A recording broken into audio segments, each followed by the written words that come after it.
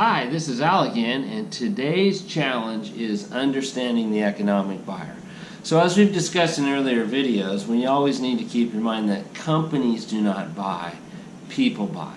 And whenever you're visiting your customer, there's a variety of different buying influences, I call them, critical people within your customer organization that you need to interface with. And one of the most important ones is what I call the economic buyer. Very, very important. Some of the key factors when I think about the economic buyer is really they're the final decision maker. They're the ones with the authority to say, yep, let's do this, or no way, we're not going to buy this product and service. And so this person will vary from organization to organization. It could be the CEO, it could be a CFO, but in bigger companies it just could be the purchasing department.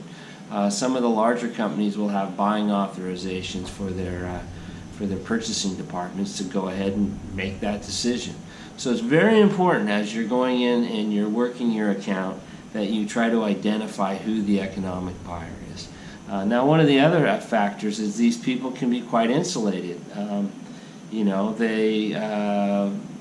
Some companies will go to great lengths to try to keep a seller away from these key players, and so they can be hard in some cases to find, and in some cases even harder to befriend. So some economic buyers will try to keep a distance away from the seller so that they're not unduly influenced. The other thing is that you have to keep in mind is this influence will be very, very concerned about price and the budget and how it fits into the customer's plan. So typically the economic buyer has been very involved in budget and budget planning, and so they're not going to want to make a decision that impacts that. But if you find a good one, a good economic buyer, they will look at the big picture. They won't just focus on the short-term one-off price. They'll look at the life cycle costing of a solution.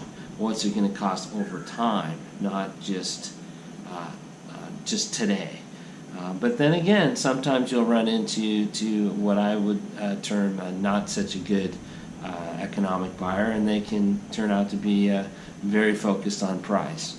In some cases, they can turn into price buyers, which are very difficult customers to deal with. So anyway, very important buying influence. I would strongly suggest as you're working through your account that you pay very close attention as you prepare for meetings, who you're meeting with, what is their role in the organization, and if at all possible, it'll be very important over time to identify who is the true economic buyer, and then do everything you can to get to know that person and try to befriend that person. So anyway, good luck with your sales. I'll talk to you next time. Cheers.